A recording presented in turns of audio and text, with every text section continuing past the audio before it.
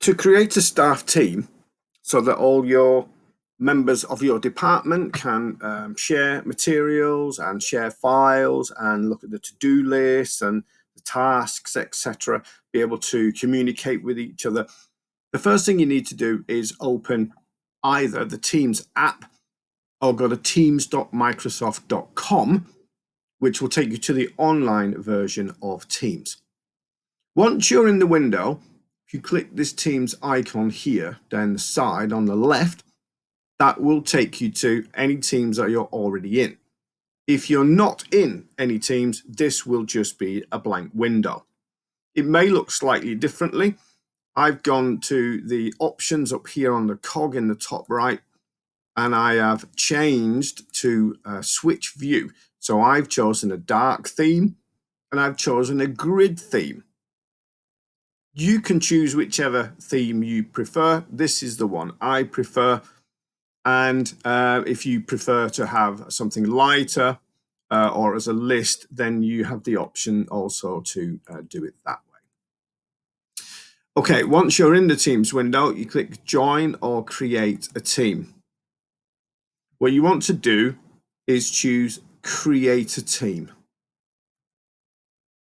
Now you get 4 options: class, professional learning community, staff, and other.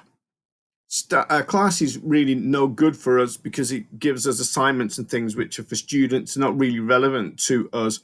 This is more for working groups, and this, as you can see, is really meant for sort of after school clubs and activities and so on. So we want this one: school administration and development. Now it's going to ask us for a name. So in the IT department, ours is just called IT teaching staff. So, give it a sensible name, something that you'll recognize covers your area within the college. Okay, now this bit here you want to really leave as private because you only want members of your team to be in this team.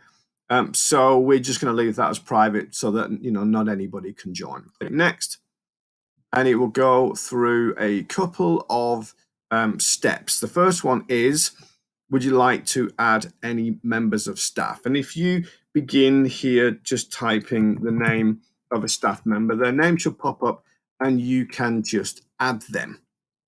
Okay, I'm just going to skip this step so you can see what it looks like once it's created the team.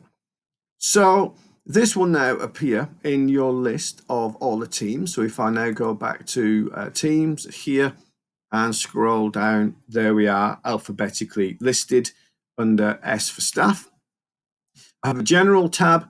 I can change this icon if I prefer something that's a little bit more suitable for my environment, or I can upload my own image. Square images, 150 by 150 pixels, tend to work the best, but it does a reasonable job of resizing them. If they're quite rectangular, they look a bit sort of squished. In this section here, you will eventually, it takes a little bit of time. It's creating everything in SharePoint now. It's creating an area for you to save your files, and it's creating document libraries. It's creating the website that can sit on the back of this team. And the same with the staff notebook. You'll notice that it's probably not quite finished setting things up. So, give it a few minutes to kind of set all those things up and get all these things working for you. So in the first instance, create the team, add the staff, or give them the code so that they can add themselves. So if you click on the 3 dots here and you go to Manage Team, along the top, Settings, Team Code, and you can generate a code here which you can then give to your members of staff. If you didn't want to manually add those people, you could just send around that code. There's a few more options in here while we're waiting for the files and things to set up. Fun stuff. Do you want to allow GIFs and stickers and memes and so on? Do you want to be able to use mentions? Do you want to allow guests to join your team with an email address that is outside of the college, and so on?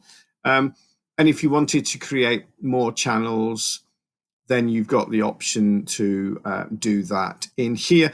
And members obviously will take you back to the section where you can add more members and change them. Now, if you're an owner, you can do anything you want with this team. You can delete it, you can add stuff to it, you can change the name of it. If you are a member, then you've really only got read-only view access to things. So if your staff are trustworthy, which they obviously are, most of them can probably just remain as owners. But if they're unsure about the technology, then you might just want to make them members in the first instance until they get their head around how it all works. And then when you're confident that they're not likely to do something to break stuff, then then you can make them an owner.